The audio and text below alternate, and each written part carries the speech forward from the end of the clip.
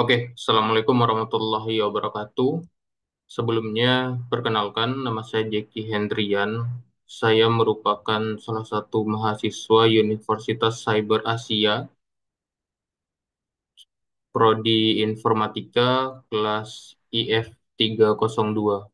Oke, di video kali ini saya akan menjelaskan terkait tugas ujian akhir semester dari mata kuliah Pendidikan Kewarganegaraan dengan dosen pengampu yaitu Bapak Dr. Yusuf Setiadi, SSTMK, SHMM, MHUM. Oke, jadi di tugas kali ini di mana diberikan sebuah studi kasus. Topik studi kasusnya itu adalah membahas tentang wilayah perbatasan Indonesia. Nah, di sini judulnya kita buat yaitu pengelolaan wilayah perbatasan Indonesia. Oke, di beberapa menit ke depan kita akan membahas beberapa topik pembahasan berikut, di mana nanti kita mulai dulu dari abstraknya, terus pendahuluan, di mana nanti kita bahas juga terkait latar belakangnya itu bagaimana ya, yang yang melatar belakangi eh, pembahasan tentang pengelolaan batas wilayah Indonesia. Selanjutnya kita bahas identifikasi masalahnya apa.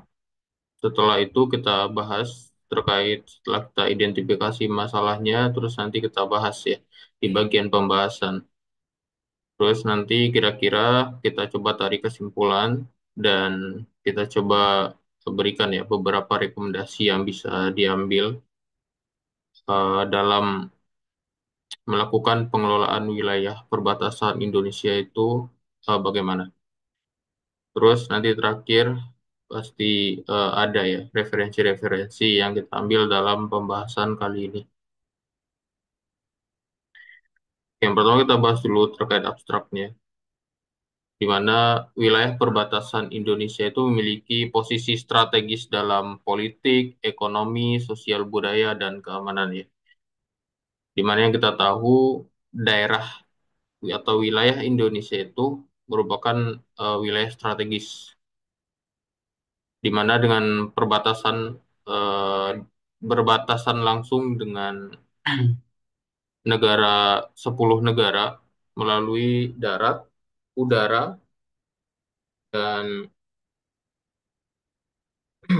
laut, di mana kawasan ini tuh sangat rentan ya, terhadap pelanggaran-pelanggaran hukum lintas batas seperti perdagangan ilegal, penambangan ilegal, migrasi ilegal, pembalakan liar, dan penyeludupan barang.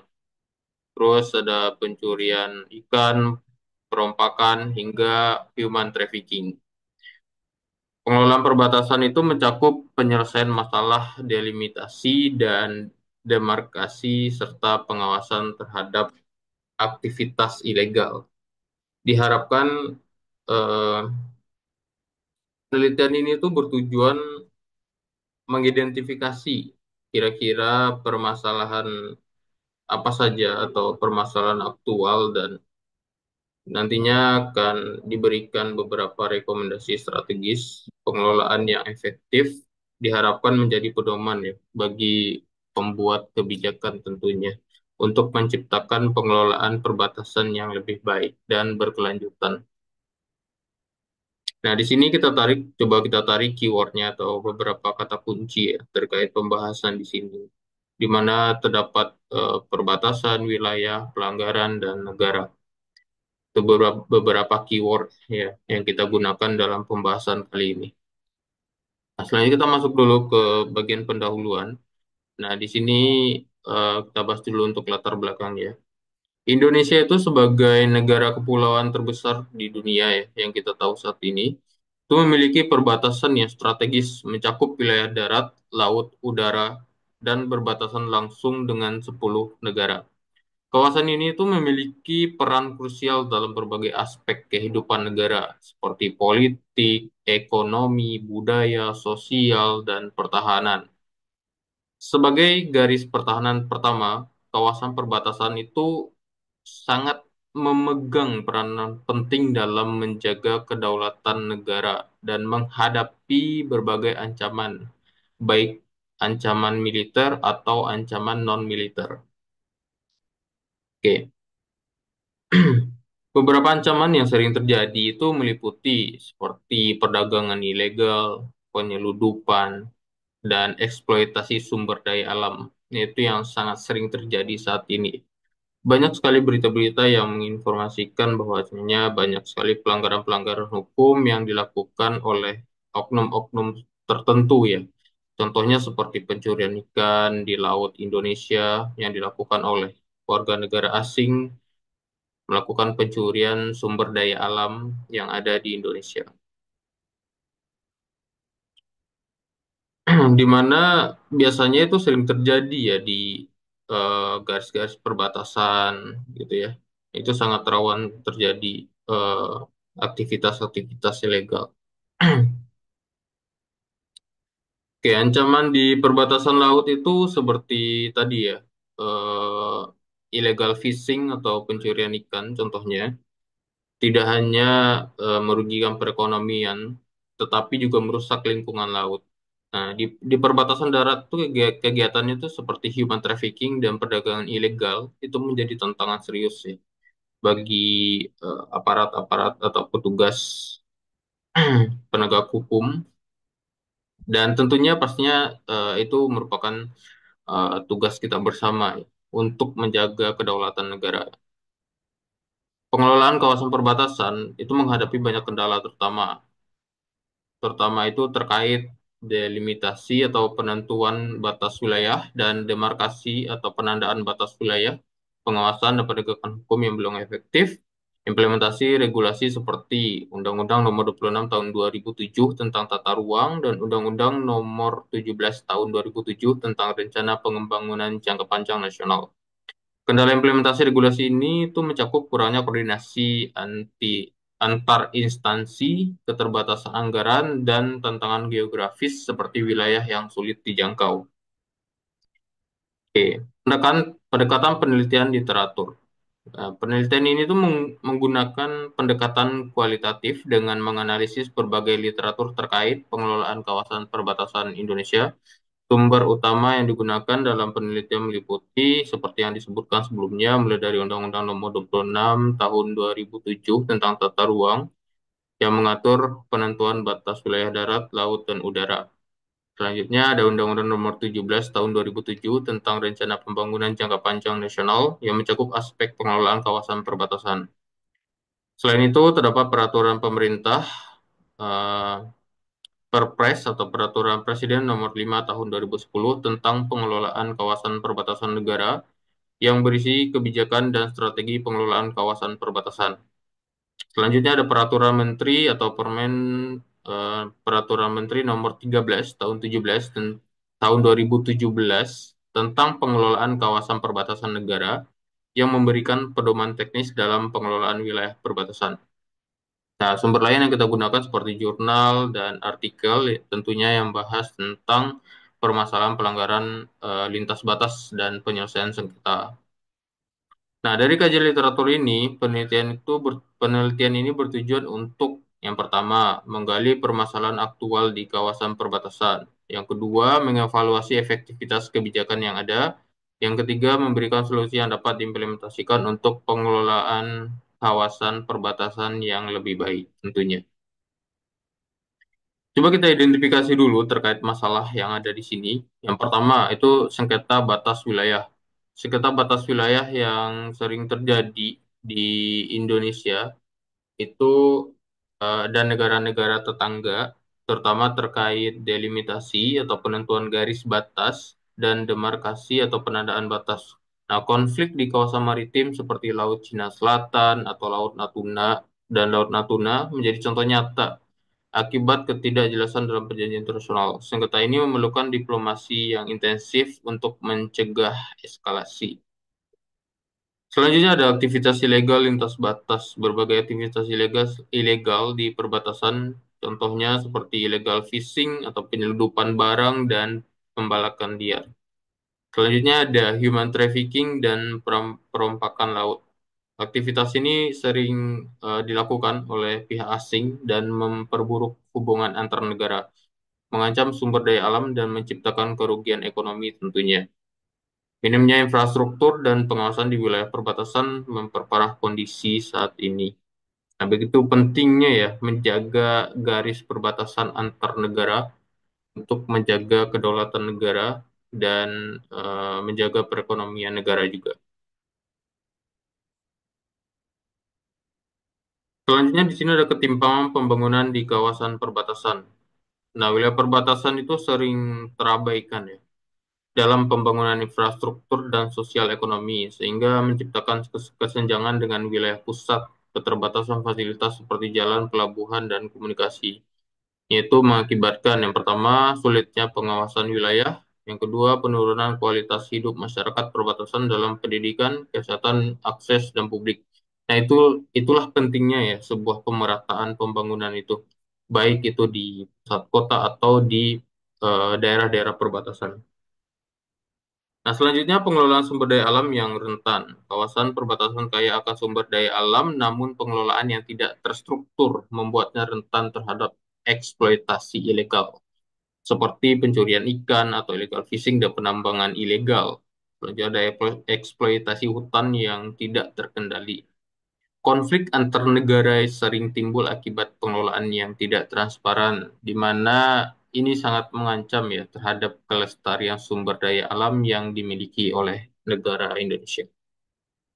Keterbatasan sumber daya manusia. Nah, masalah utama dalam pengelolaan kawasan perbatasan itu seperti kekurangan personal keamanan yang terlatih, minimnya tenaga kerja terampil untuk pembangunan infrastruktur, kurangnya pelatihan aparat dalam menangani masalah kompleks di perbatasan.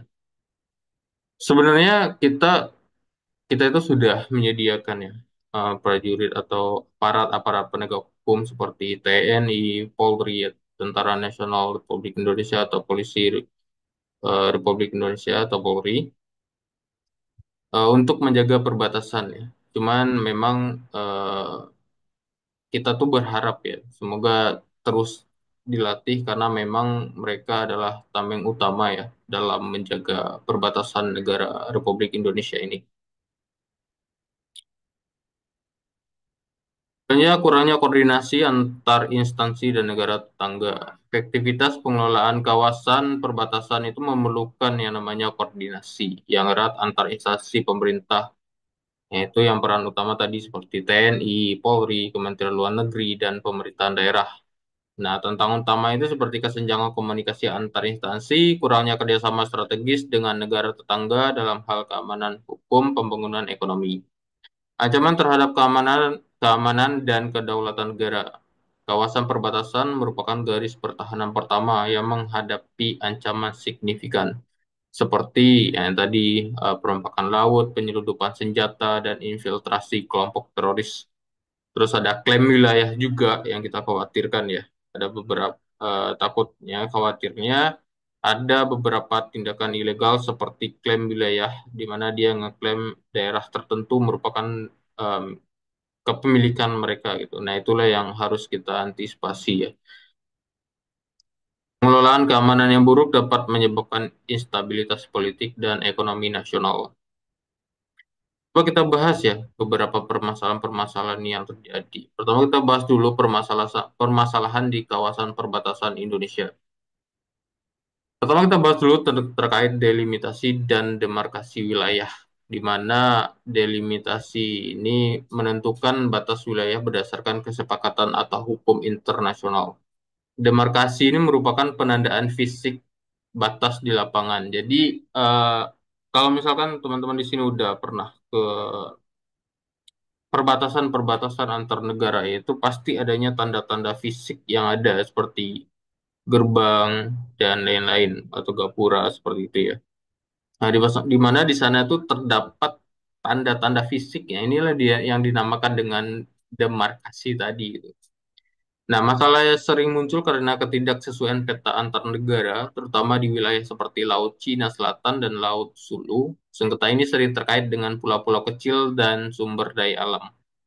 Jadi makanya itu kita sangat penting ya memperhatikan pulau-pulau kecil yang ada di negara kita ini gitu, supaya tidak diklaim oleh negara lain. Pengelolaan wilayah laut.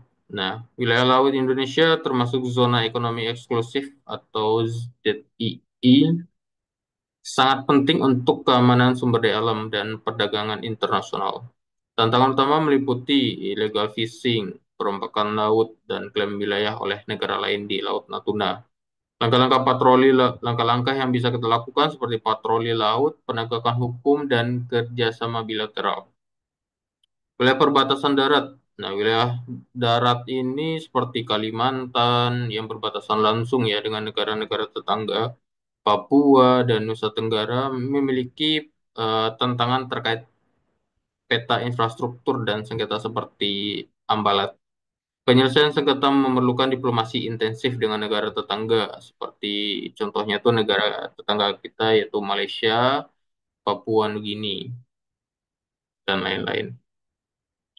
Pembangunan kawasan perbatasan, infrastruktur seperti jalan, jembatan, dan fasilitas dasar itu diperlukan untuk mengurangi kesenjangan dengan wilayah pusat.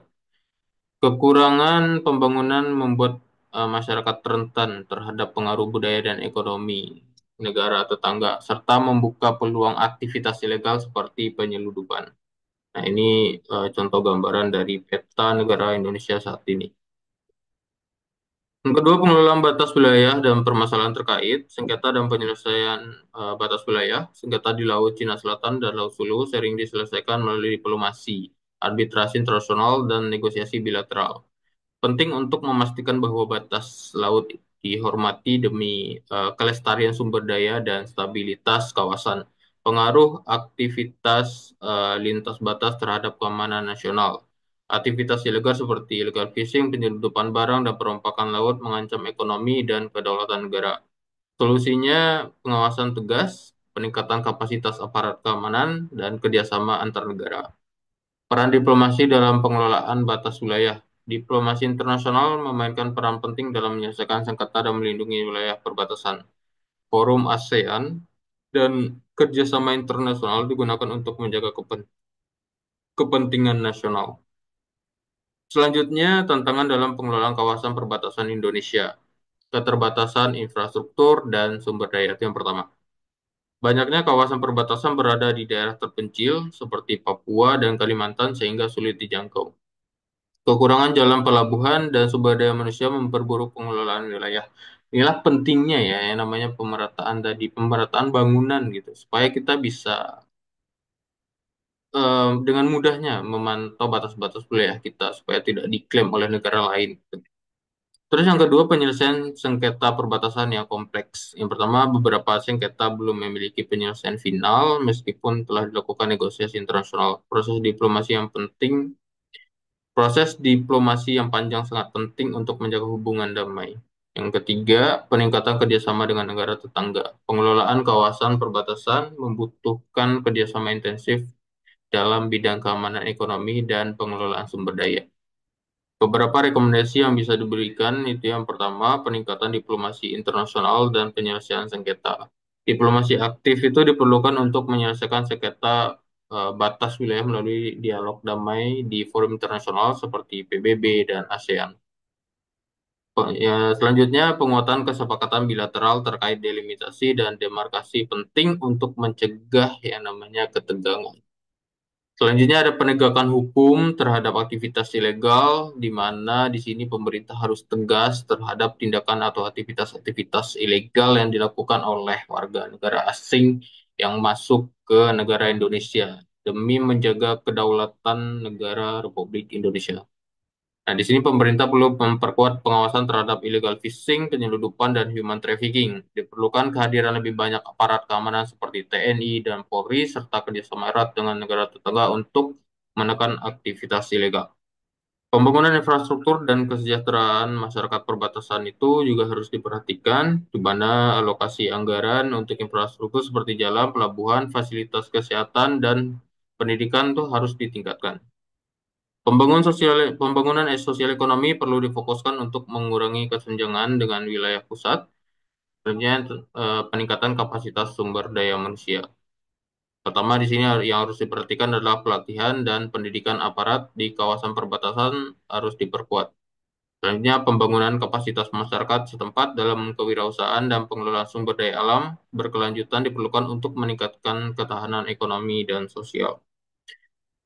Koordinasi selanjutnya, koordinasi antar instansi dan kolaborasi dengan negara tetangga. Ini diperlukan koordinasi erat antar instansi pemerintah seperti TNI Polri, Kementerian Luar Negeri, dan pemerintahan daerah untuk integrasi kebijakan. Kolaborasi dengan negara tetangga dalam pertahanan, penegakan hukum, dan pembangunan ekonomi sangat diperlukan. Selanjutnya, peningkatan pengawasan dan teknologi untuk keamanan. Teknologi modern seperti satelit, drone, dan sistem pemantauan berbasis IT harus diterapkan untuk deteksi dini dan respon cepat terhadap ancaman. Sistem informasi yang efisien juga diperlukan untuk mendukung pengelolaan batas wilayah dan penegakan hukum. Nah, ini sebenarnya dibutuhkan untuk memantau ya, ada aktivitas-aktivitas ilegal apa yang dilakukan di eh, wilayah-wilayah perbatasan supaya bisa cepat direspon dan cepat ditanggapi ketika ada aktivitas-aktivitas ilegal yang terjadi. Selanjutnya, kebijakan yang komprehensif dan berkelanjutan. Pemerintah perlu menyusun kebijakan pengelolaan kawasan perbatasan yang menyeluruh mencakup pertahanan ekonomi hukum dan perlindungan lingkungan. Kebijakan harus didukung regulasi yang jelas, melibatkan semua pihak terkait, baik di tingkat pusat maupun daerah. Kesimpulan yang bisa kita tarik dari beberapa pembahasan sebelumnya adalah yang pengelolaan kawasan perbatasan berperan penting ya dalam menjaga kedaulatan negara dan stabilitas nasional. Dengan nilai strategis yang besar, kawasan perbatasan menghadapi berbagai tantangan seperti sengketa batas wilayah, aktivitas ilegal, lintas batas atau illegal fishing, penyeludupan, dan human trafficking, serta ketimpangan pembangunan. Masalah keamanan dan kedaulatan menjadi perhatian utama karena kawasan ini adalah garis pertahanan negara, pertama negara. Tet- Tantangan lain mencakup keterbatasan sumber daya manusia, terlatih dan kurangnya koordinasi antar instansi. Solusi mencakup kebijakan komprehensif dan terkoordinasi yang meliputi yang pertama ada peningkatan diplomasi internasional, penegakan hukum yang lebih tegas, pembangunan infrastruktur yang merata, penguatan kapasitas sumber daya manusia. Kerjasama erat dengan negara tetangga juga penting untuk stabilitas. Pengelolaan kawasan perbatasan harus menjadi bagian integral dari upaya menjaga kedaulatan, menciptakan stabilitas nasional, dan mendukung pembangunan berkelanjutan. Batas wilayah adalah garis kehormatan. Melindunginya adalah tanggung jawab setiap warga negara. Jadi, kita sebagai warga negara wajib menjaga kedaulatan negara Republik Indonesia. Ya, mungkin hanya itu yang bisa saya sampaikan dari hasil penelitian ini atau kajian yang sudah dibuat. Jika ada yang kurang atau yang salah, kita bisa diskusi di kolom komentar. Jika ada yang salah, mohon maaf. Mungkin hanya itu yang bisa saya sampaikan. Terima kasih. Wassalamualaikum warahmatullahi wabarakatuh.